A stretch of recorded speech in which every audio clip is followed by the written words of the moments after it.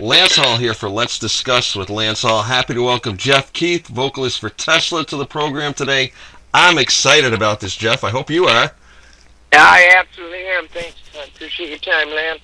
Yeah, really, really good stuff you got coming out now. You had an album come out March 27th, the five-man London Jam, sort of a follow-up to 1990's five-man Acoustic Jam. Really cool stuff. Yeah, it was 30-year anniversary for the five-man acoustical jam, so we thought, we'd do something to celebrate it, and our management just happened to work it out to do it at the best place in the world, and that's Abbey Road Studios. Yeah, that must have been sort of mind-blowing. Had you ever been there before? Just on the outside to check it out. Never been inside, and it's absolutely fantastic, and so to have the opportunity to record a live acoustic record there was just magical. Yeah, absolutely magical. What was going through your mind as you like walk through the doors and you're going down the hallways and you're looking at that history and stuff? It must have been amazing. Oh, are you kidding? It was mind blowing, yeah. And to be in there just to see it all, and then to be recording a live record there was even better yet, and to be recording within those four walls was like I said, it was magical, and what an opportunity, and the record came out great.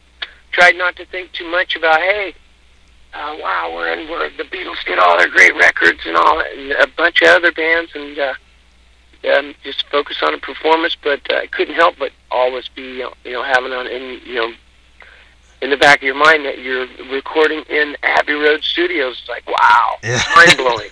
Freaking Abbey Road, I'm here. Yes, I know. So try not to think about it too much so you don't mess up the performance.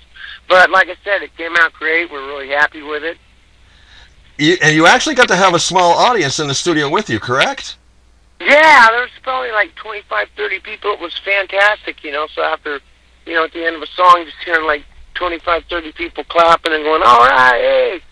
Very intimate, How was it that those people got in? Were they like guests of the band or just people that got lucky, or how did that end of it work out? I'm not quite sure how they worked that out, but some kind of special thing maybe where they did something, and I'm not sure if it was some kind of contest or something like that, but they were the lucky ones, and we were lucky enough to be there playing with them. In front of them, and at Abbey Road Studios. Don't get any better than that. Very, very cool. Now, I'm sure you've done a ton of interviews for this album, and over the years, a ton of interviews for five-man acoustic and stuff. And I'm trying to think up, original questions and stuff, and I know you've probably been asked them all. So here's the one I've got to ask. What's a question you haven't been asked about this project, or how it ties in with a five-man, or a story you haven't told that you've said, damn, I wish somebody would ask me this question, or I wish I could tell this story? Well, I'll tell you what, Lance, right off the top of the head, I've been asked just about like every question, like you said. But it was definitely extra inspirational to be within those four walls, and the sound was amazing, and to be recording it live in Abbey Road Studios with cameras, yeah, and with a little intimate audience. But it's just we're so grateful to have the opportunity to be able to do it in Abbey Road Studios, and so you start thinking, everything's running through your mind, everything that's been done. She came in through the bathroom window. But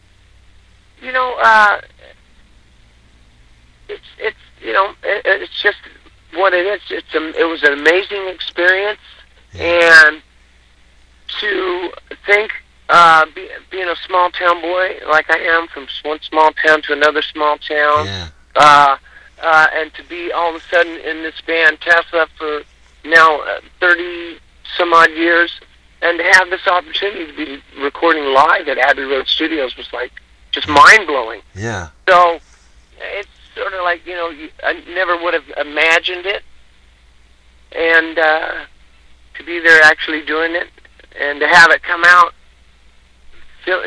feeling good about the recording and how it came out. Yeah. It's like it was just absolutely mind blowing. Yeah. Well, let's go back in time a little bit. I did a little research on you. You were born in Arkansas. We'll do Jeff Keith, This Is Your Life. Sound good? That's right. Born in Arkansas. You moved to Georgetown, California for a little while. Your dad was a musician, played at the Georgetown Hotel? That's right. Now, was he like doing acoustics, big band, singer, songwriter? What was he doing for music? I think he had a little Gibson twin reverb amp and set up in the corner with Banjo Bob and Dwayne Trader on piano. And this little, it's still population 900. It's up in Northern California in the Sierra Nevada foothills. Yeah. And, and we lived across the hallway in the Georgetown Hotel. Yeah. And so I used to get to watch my dad perform as just a little 3-4-year-old kid. And when I was lucky enough, I got to there was a shuffleboard in there. Uh-huh. And I would wipe the sand, they got like that Sure. sand grit. Yeah, and wipe the sand off and just fall asleep to my dad and them jamming some country tunes and stuff right there in the Georgetown Hotel on that hard wood. Very cool. Yeah, So after that, you moved to Oklahoma with your mom and your sister Joey. That's right. I wanted to throw that in because I have a daughter named Joey. So. Oh yeah, Joy Beth. Yeah, she's a year and a half old, and I think I was 11. Okay. And moved to Oklahoma. Went to school there for 6 years. Graduated in 1976. Now I had you graduated in Douglasville, Georgia, though. Is that right? What? No. No. Huh. No, Idabel, Oklahoma, majoring in FFA, Lance. Okay. Yeah, Okay. majoring in FFA. I always joke about it, future frontman of America. Okay. It's actually future farmer. Yeah. So, graduated high school there, and that's where I ended up hearing Signs. It was a single, and it Sure. made it all the way to Idabel, Oklahoma, small little town. Okay. Graduated high school, went back to Georgetown, California. Yeah. Drove a truck, a septic tank truck. So, it says on the inner sleeve of Mechanical Resonance that it was a cement truck. Right. But actually, it was a septic tank truck. Okay. We had little keychains that said Georgetown Precast, #1 in the #2 business. That's great. That's right. Set them tanks good, and it's all you're dealing with is fresh concrete. Set it good, you never have to come back, and everything works great. Very cool. And you got the gig, or somebody heard you singing like in a bar, not to like karaoke, they would put like a Walkman on you, and you would hear the song and sing it, and they would only hear like your voice? Yeah, so me and my brother and a couple friends had this in the living room. We didn't have a garage in this little place I lived on Main Street in Georgetown, and we had a little band, and all of our favorite Black Sabbath songs, and all Rush and all this stuff, and so I ended up learning this song, Sammy Hagar song, "Your Love Is Driving Me Crazy," and they had a contest for it in Sacramento. So I had a couple friends that drove me down. I entered this contest where you put on this Walkman headset and sing into a live mic while the band, it was at the Rock Factory in Sacramento, and they they were having a break and get up there, and they had this contest. I won $200. Nice. Won the contest, and didn't even know Sammy Hagar was the Red Rocker. Didn't even know he was the singer for Montrose, and we used to bang Montrose all the time on 8-track tapes. Sure. At any rate, won the contest, and next the singer for City Kid that Frank and Brian had in Sacramento doing the top 40. They got me where you get to audition. Right. Got up there, sang the Sammy Hagar song, knew nothing about microphones, monitors, just squealing, whistling, woo-woo, holding the mic 2 feet from my mouth. But I went over to share the mic with Frank to sing the chorus, and thank goodness, because Frank heard my voice in his ear. Right. Because he couldn't, because they couldn't hear when I was doing it in the microphone, because I didn't know about the eat that mic. Sure. Yeah. Project. Yeah. Project. Yeah. So at any rate, thank God Frank got to hear my voice, and next I'm in the band City Kid. Fast forward to our first record. We were halfway done with the first record. Yeah. And our management was letting us try to come up with names. We couldn't come up with any names, so they came up to Bearsville, upstate New York, where we were doing the record, Mechanical Resonance, and said, hey, you guys need to have a name. We need to start artwork. And they came up, told us everything about the inventor, Nikola Tesla, and then told us the name, because they didn't want to tell us the name at first, because even after they told us everything, he's an underdog, he came up with alternating current, which powers the amps, and he saw little spears of electricity with, so remote control and cordless, everything that we used, and rock and roll being the underdog, and he was the underdog, and so they told us the name Tesla. We were like the RCA dog, kind of cocking our head sideways, and next you know, we used the name Tesla, and it sounds so normal. Yeah. To this day, it's funny because when we first heard it, we were like, "Whoa, that sounds weird." Yeah. But Tesla sounds so normal, and I'm so happy to be in the band Tesla, and we're still doing it 30 some odd years later. Very cool. And of course, we're just waiting for the green light so we can get back out there on the road. I'll tell you, Lance, it's not easy. It isn't. I want to take you back to one other date, January 14th, 1987, New Haven Coliseum, New Haven, Connecticut. You guys hopped on the David Lee Roth Eat 'em and Smile tour. That was your first real big arena setup. Am I wrong or am I right there? That is absolutely correct. That was our first show. Was in New Haven, Connecticut, and I happened to be when our management called us to tell us we were, going to be on the David Lee Roth tour. I was watching Van Halen 5150. Of course, that was with Sammy Hagar. Yeah. At New Haven, 5150 was recorded in New Haven, Connecticut. Right. And so I happened to be when our management had called me. I said, "Oh my gosh, we're going to start with David Lee Roth." Oh my God! And at in New Haven, Connecticut, and I was actually watching 5150. Right, the Live Without a Net video. Yeah. Yeah. Exactly. So how ironic is that? Well, I got to tell you, Jeff, I was at that show that night. Wow. I was at the show in New Haven that night. Me and my buddy Tom, I got to give a shout out to Tom, who are inseparable at concerts, went down. We had seen Maiden like a couple nights before Iron Maiden was out, and then we stayed at my grandparents. We went down, and Andy Taylor was supposed to go out with Roth, and then he pulled out for some reason. And next thing you know, we're hearing about this band Tesla. You guys completely blew us away that night. Well, thanks, man. Hey, that was our first one right out of the gate. Yeah. We stopped at a mall on the way home. I bought the album. He bought the cassette. We had about a 3-hour drive home. We played the album all the way through once.